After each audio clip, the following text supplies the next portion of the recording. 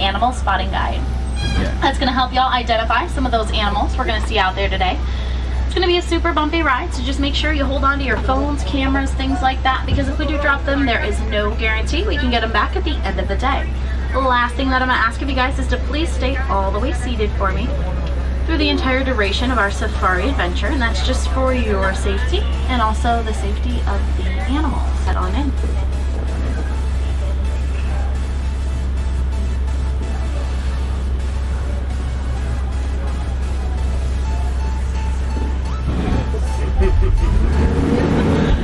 And that's to help them move through the brush easily without being tangled.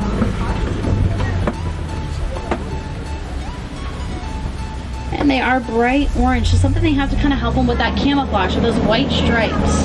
Breaks up their coloring. It's supposed to mimic the pattern of sunlight shining through the treetops. Super cool thing about those bongos, if we were to reach out and pet them, our hands would turn the same exact color as their coat. That's going to about sum up the forest for us. We're now going to head up the hill here and around the corner, down into the Safári River. The Safári River is home to many river-dwelling animals. They like to hang out in the watering hole for a majority of their day. You guys look off to our right-hand side. There's a hippo lane out there right by the shore. We're going to see some more hippos hopefully here up ahead as well. But those Nile hippopotamus will grow to be about 5,500 pounds. And they do spend a majority of their day like that in the water. They have super sensitive skin, so if exposed to the sun for too long, it will start to dry and crack. At nighttime though, they do like to come out on the shore to graze. They can also spend about 8 minutes at a time fully submerged underneath that water, and they do sleep underwater. But instead of waking up every 8 minutes, their bodies will naturally bring them to the top. They'll take a little breath, go right back down without even waking up.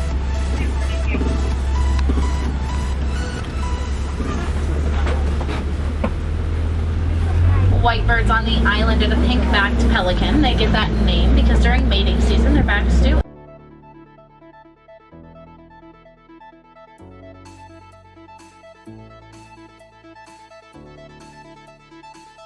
known as a bloat. Those Nile hippopotamus are also the most dangerous animals in Africa, and it's not because they want to eat you, they're actually vegetarians. They're just very, very territorial. But they're far more dangerous than the Nile crocodile we're going to see out here to our left. Those crocodiles will grow to be about 16 to 20 feet long and weigh about 500 pounds.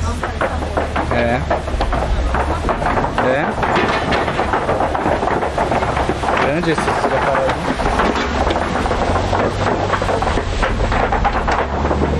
group of crocodiles have two different names. If they're on the shore, they're known as a mask, and then if they're in the water, they're known as a float. Now they do also have a jaw strong enough to crush the both of their prey, about 2,000 pounds per square inch of their bite, and that's enough to take down an antelope, a zebra, even a full-grown lion. But the main component of their diet is actually just fish. Now to give you guys a bit better of an idea, crocodiles actually as long as a giraffe is tall. And some of you may have noticed they were kind of laying there with their mouths open as a way that they can regulate their body temperature. They can't sweat, so it's equivalent to how a dog would pant. They're just trying to release body heat that way. Big tree out there to our right is a baobab tree, also known as a tree of life or an upside down tree. Can hold about 10,000 gallons of water and stay leafless like that up to 9 months out of the year. We are now going to head on down into the savannah. Savannah is the largest area of the reserve.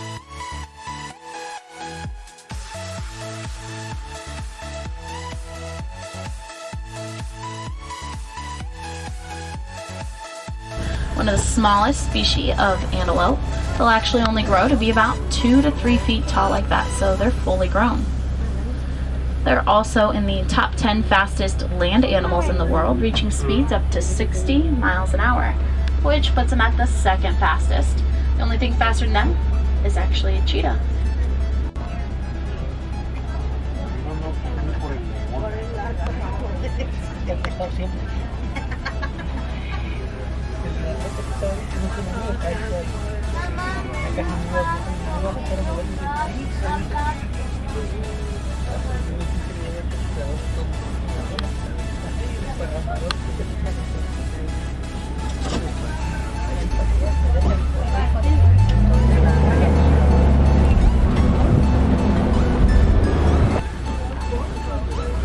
here to our left-hand side underneath the cave, we're going to see some spotted hyena.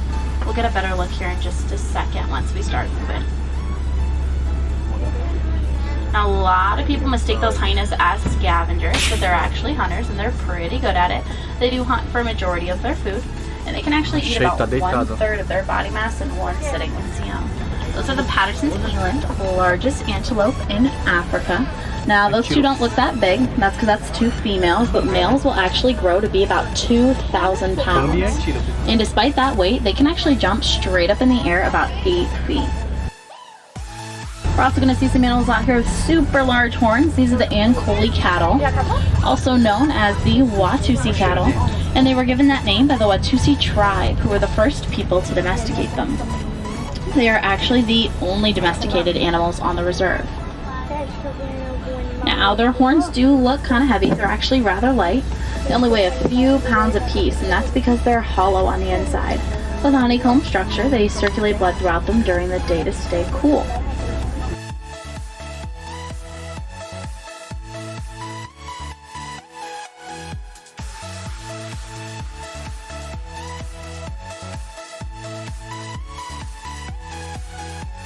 They're most active at nighttime. That's when they do a lot of their eating, bathing, and also giving birth.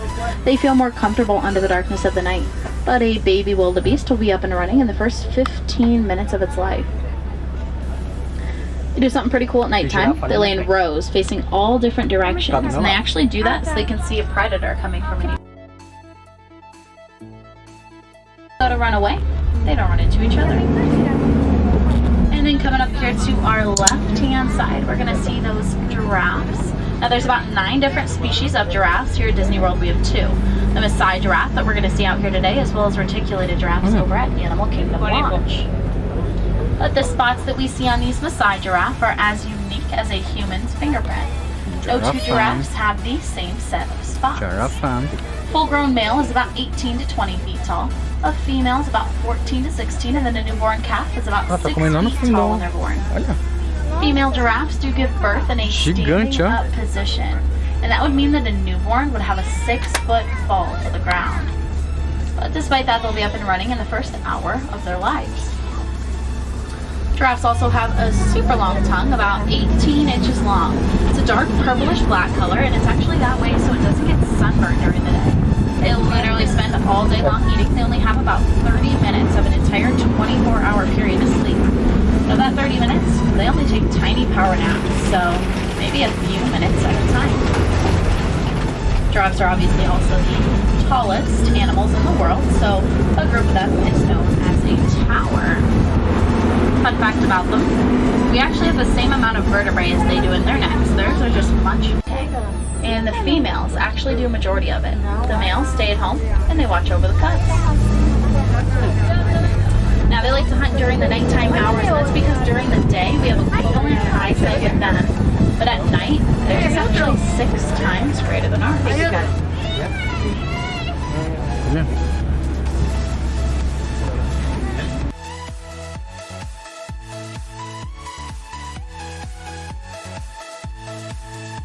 Fun fact about those lions, we can actually hear their roar up to 5 miles away.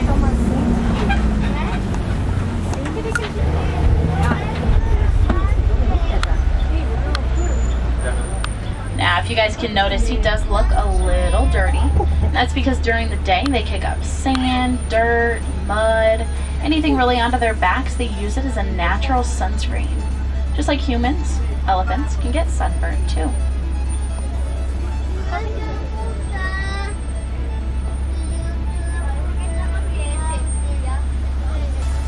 Now we can assume that that is a male, and we know that because he's out there all by himself.